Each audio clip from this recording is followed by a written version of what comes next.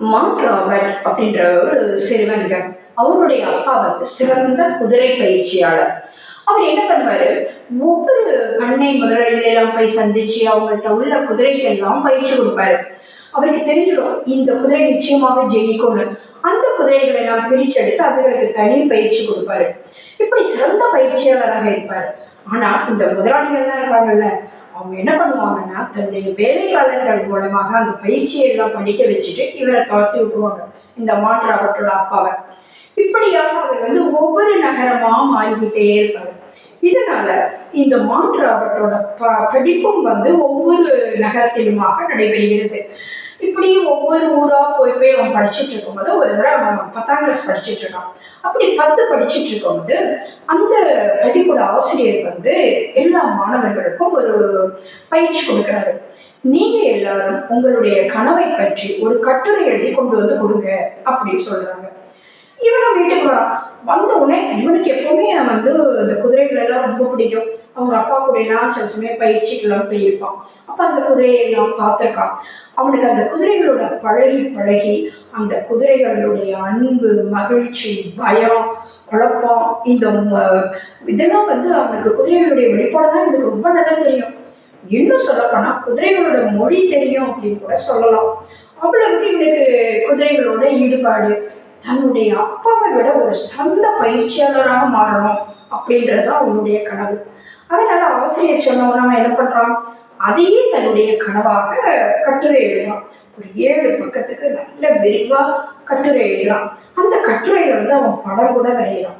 அதாவது 200 ஏக்கர் நிலத்துல ஒரு பெரிய குதிரை பண்ணை அமைச்சிருக்கான். அந்த குதிரை பண்ணையை பார்த்தீங்கன்னா நிறைய விலையுயர்ந்த குதிரைகள்லாம் நிற்கிது.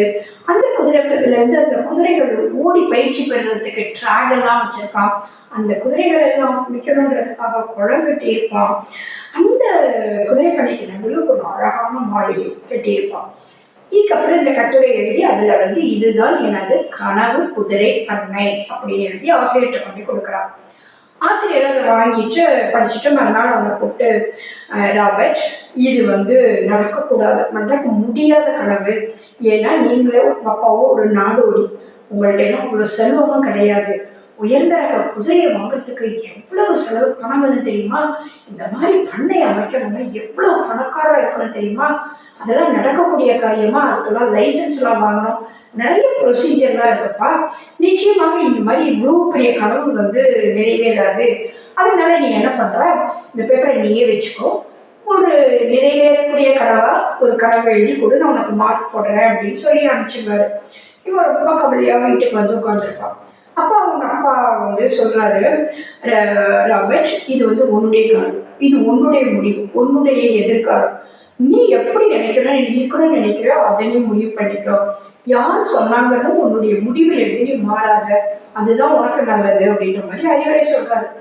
இவனை மறுநாள் என்ன பண்றான், நேரம் அந்த ஆசிரியர்கிட்ட கொண்டு போய் அந்த கட்டுரை பேப்பரை கொடுத்துட்டு, இதுதான் என்னுடைய கனவு சார், இதுக்கு தான் என்னுடைய நான் வாழ்க்கையில் லட்சியமாக இருக்க போறேன், ஈடுபாட்டோட இருப்பேன், நீங்க மார்க் போடணும்னா போடுங்க, இல்லைன்னா என்னுடைய கனவு என்னோடய இருக்கட்டும் அப்படின்னு சொல்லிட்டு வந்துடுறான்.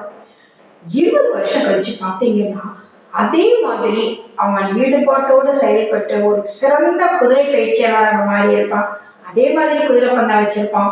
அவன் எப்படி கட்டுரையில வரைஞ்சிருந்தானோ அதே மாதிரி அந்த குதிரை பண்ணையை அமைச்சிருப்பான்.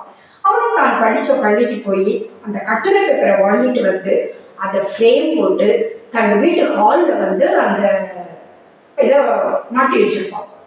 ஒரு தடவை அந்த ஆசிரியர் வந்து பள்ளிக்கூடத்தில் படிக்கக்கூடிய மாணவர்களை எல்லாம் கூட்டிட்டு இந்த குதிரை பண்ணையை காமிக்கிறதுக்காக மாணவர்களை எல்லாம் கூட்டிட்டு வராங்க.